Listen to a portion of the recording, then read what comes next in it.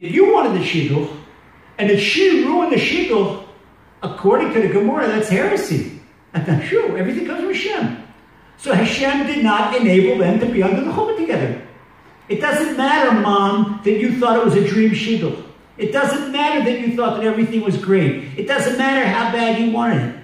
And of course, this girl popped up. Hashem popped her up. If not her, then someone else. Someone else would have had something. And you know what? But why is Hashem doing this to me? Now she's angry at Hashem. Why is Hashem doing this to me? You know why? I want to hear what you say now in the next date, or the date after that, he gets the real girl. He says, but Rabbi, how come Hashem can't give the real girl at first? I told her a story from the Baal Shem Tov. Baal Shem Tov. We're talking about the Baal Shem Tov. With the Ruach HaKodesh, the Baal Shem Tov, we mentioned the Arizal. The Arizal was the third tzaddik to walk around with the Neshama Moshe Rabbeinu. The first was Moshe Rabbeinu himself. The second was Rabbi Shimon Bar Yochai. Moshe Rabbeinu brought down the written Torah. Rabbi Shimon Bar Yochai brought down the esoteric Torah, the Zohar.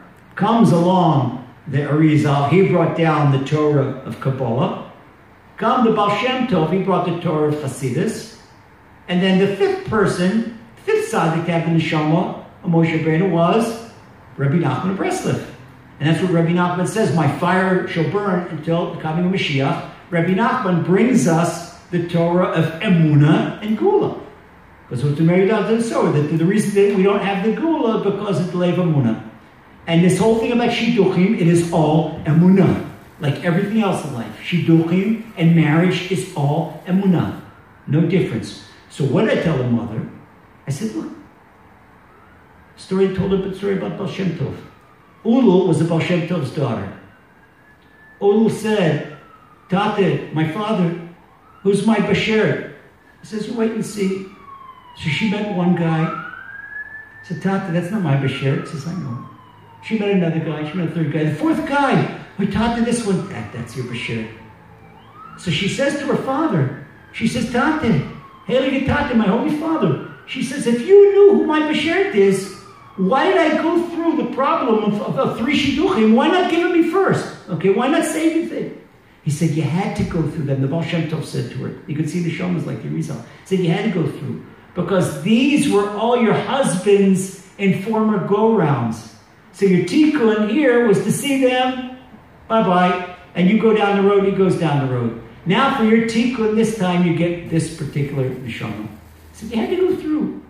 And one thing that we hear, when, as we learned in the Gemara Moed Katan, that the heavenly voice comes up, before the heavenly voice says this one goes for this one, that the angels come up and they say to the Shekhinah, they say, well, maybe this one, maybe this one, maybe this one.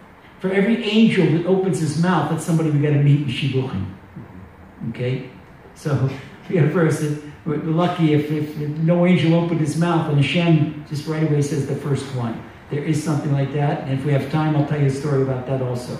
There are people that they go and boom, the first time. No, painless Shidduchim. Okay? Painless Shidduchim.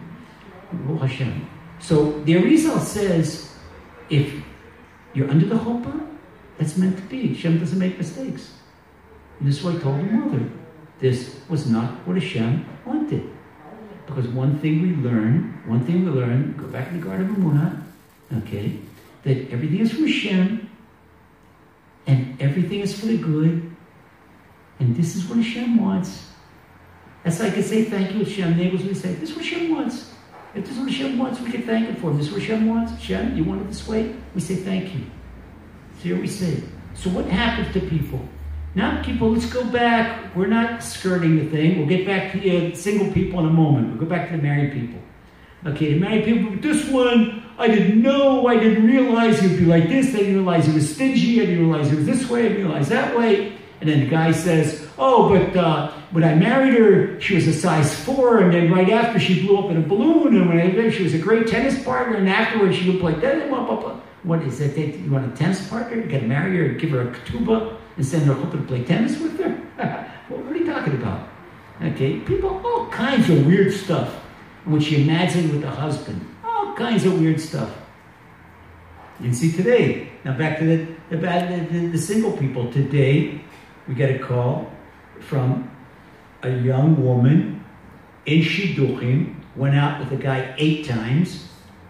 She says, so about to happen. She was expecting a proposal on the next date, and the guy cut it off. She's devastated. Rabbi, what do you do? He says, no, I don't want to get married. No, but the guy's perfect for me. I said, listen, he's leaving you before you're engaged. He's got a right. He didn't sign a contract with you. That's if you would have talked to me before, I wouldn't let you go on 8 dates. You don't need to go on 8 dates. You don't get to know somebody by drinking coffee. In a minute, we'll see the proper way, the Emuna way of doing shidduchim. Okay? So she says, explain to her.